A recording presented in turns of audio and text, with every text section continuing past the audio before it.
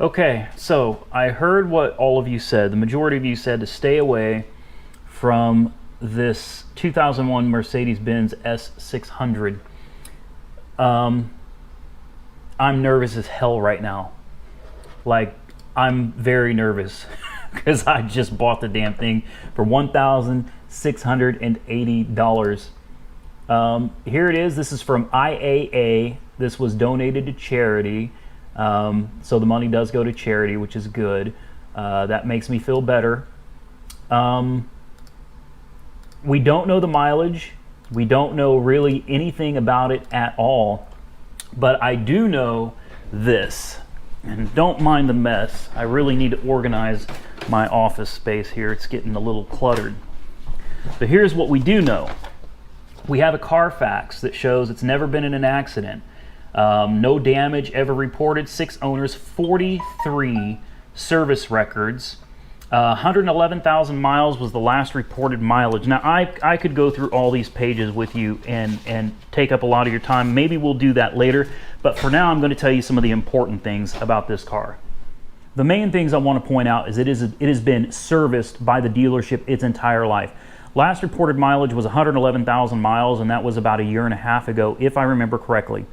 Throughout this car's life, at about 70,000 miles, it had the head gaskets replaced, and that is a huge deal on this V12. If the head gaskets got replaced, pretty much everything from the head gaskets up got replaced. Not necessarily the heads themselves, but all of the gaskets, all of the sealing surfaces, all the little tiny plastic pieces that tend to get brittle and break. This was done professionally at the dealer. So that means all of that stuff has been fixed, and it was due to an oil leak, which is a common problem on this 6.0 liter V12. I did a lot of research into this. That oil leak usually requires removing the heads and the head gas. So that was already done. The transmission fluid was flushed recently. It's had so much regular and preventative maintenance. It is ridiculous. I mean, I wouldn't have bid on this car if I hadn't seen the Carfax report that showed that it had such significant work done to it. So honestly, it could be a dud, but I fully expect we're going to get there, figure out how to get that hood open, we're going to fire it up, we're going to put tags on it and drive it home.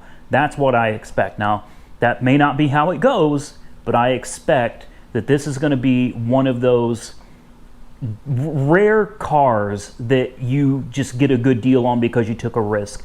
I got a good feeling about it. So I guess let's head to Tulsa, which is about, well, first I got to head to the bank and get a cashier's check for $1,680. Then we got to head to Tulsa and see if we can get it running. I'm nervous.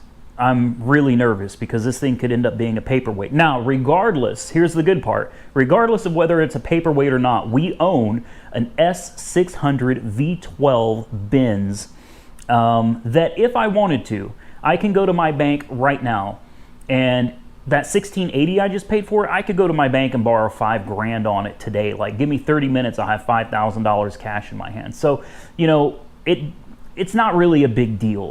The car is still worth money to my bank, and if necessary, we can use that money to fix it. Now, the transmission, I had somebody comment and say, those things are known for puking transmissions, and they are not replaceable. Well, not that they're not replaceable, but you can't get one. You can't find a used one, and you cannot get them rebuilt. And that was actually incorrect. I jumped on eBay, and LKQ has plenty of them. You can get them for $500 for a guaranteed good transmission with a warranty. Used, but you know, still a guaranteed good transmission with a warranty. So $500 isn't bad. So even if we need a tranny and we need to pay somebody to put it in because it's probably more work than I can handle, we should still easily be under what we could sell this car for. I think if this car is as nice as it appears, this is gonna probably be a $4,000 to $5,000 car. At least that's my opinion. Let me stop talking and let's go figure out what's going to happen. You know, do we have to have it towed home? Are we even going to be able to get the hood open? If we do get it open, is it going to start? God, I don't know. Let's just get out of here. All right, we got booster pack 1. We've got another booster pack hidden under there, a box full of tools here, a bag full of tools, and zip ties, because you always need zip ties, jumper cables, an extra GoPro battery, and last but not least, the trusty old X-Priv. Let's do this. So GPS has us taking the back roads for the next, I don't know, few miles. We've got about an hour and a half drive ahead of us. I love these back roads. I figured I'm not going to waste a lot of your time with, you know, driving scenery, because I'm sure you're more interested in getting to the car and seeing what's going on. But we're at a stop sign here, and I figured let's just give it a little gas, have a little fun.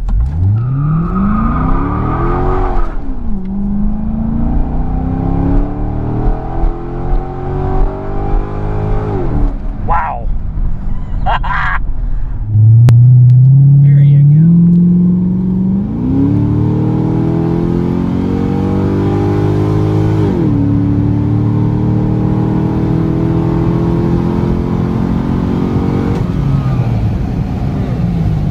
That was almost 120. All right, so I wasn't going to bore you with all the details of this trip, but so far the road... On Hogback Road for 2 miles. Yeah, Hogback Road. We are on Hogback Road. I'm in a Corvette that sits like 3 inches off the concrete on a road called Hogback. The GPS didn't know there was a detour, road closed, and now we've been driving on some really crappy back roads with potholes. I just want to go get to Tulsa and pick up my new car. You know what I mean? Looky here, ladies and gentlemen. Google finally found its way to the highway. We can finally go get us a car. This is only my second time coming to IAA. Last time I was here, I picked up that black Chevy Silverado pickup truck that I lost several thousands of dollars on. Your destination is on the right.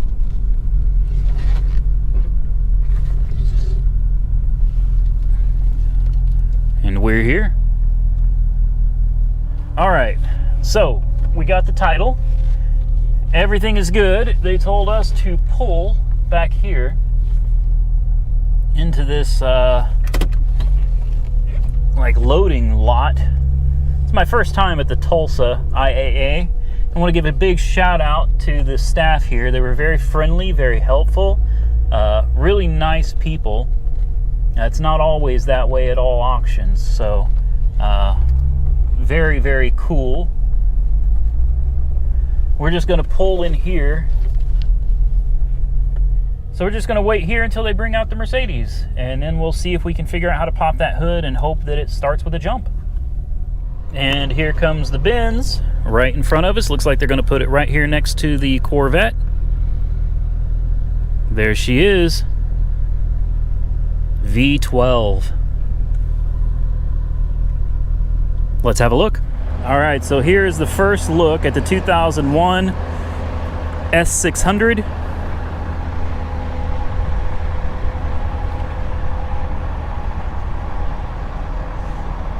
Oh, looks like we've got some serious suspension issue going on over here.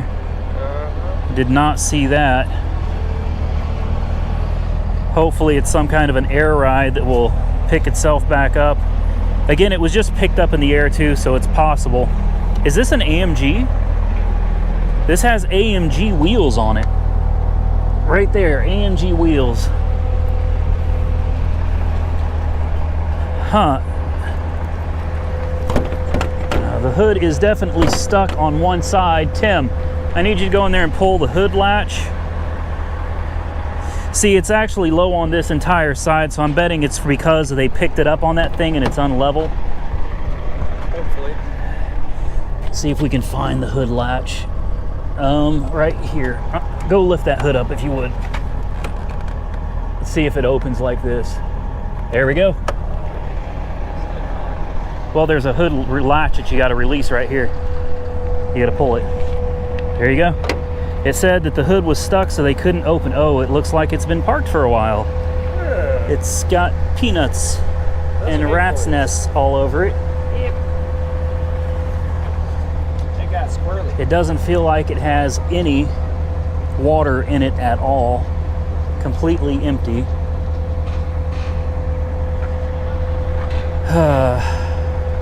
This is not a good sign. I guess the next step is we got to find the battery and see if we can jump start it just to see what happens.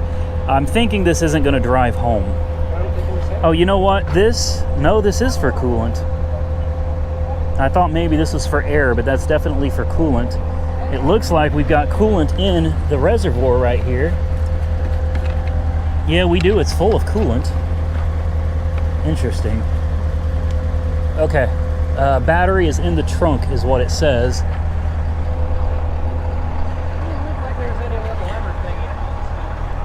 Oh, this will be fun. Okay, this is pain. I've got 2 booster packs hooked up to it.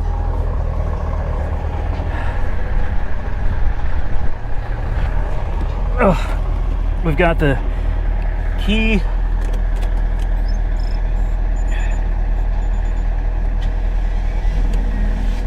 Oh, she fired right up.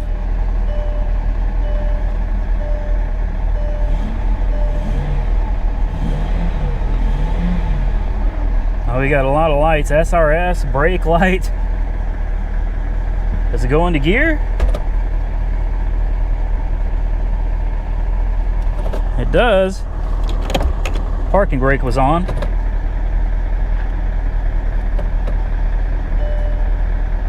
Active body control. Drive carefully. Interesting. So she's on. I wonder if the AC works. I don't even know how to work all this. Okay, for now it runs. We got to figure this out. All right, we've got ESP, ABC, Sport, parking, all kinds of crap over here. It runs. Let's just go with that for now. All right, so something interesting happened. It's still running. We've been sitting here letting it run. We've been here about a half an hour. But if you remember, the car was sunk down on one side and raised up on the other. And out of nowhere, the car seems to have leveled itself out. I thought for sure we had suspension damage. You know, something wrong with the suspension.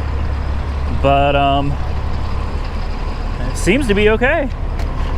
So it runs. It's been running about a half hour. It's not overheating. Air conditioning is nice and cold. We're gonna go put tags on it, and then we're gonna see if we can drive it home. But if you want to find out if it makes the trip home or not, you're gonna have to tune in tomorrow, because that's it for this video, guys. I appreciate you taking the time to watch. If you enjoyed this content, give this video a big thumbs up. If you like the cliffhangers, give it a big thumbs up. If you don't like the cliffhangers, give it a big thumbs up anyway. Big thanks to my brother Tim. That does not go to this car. Thanks to my brother Tim. Without him, this wouldn't even be possible today. This is exciting. We got ourselves a V12 Mercedes-Benz, and it runs. Now we have to find out if it drives. I'm excited. I'm really excited. All right.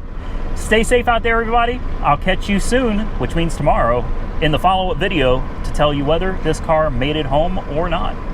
Talk to you guys soon.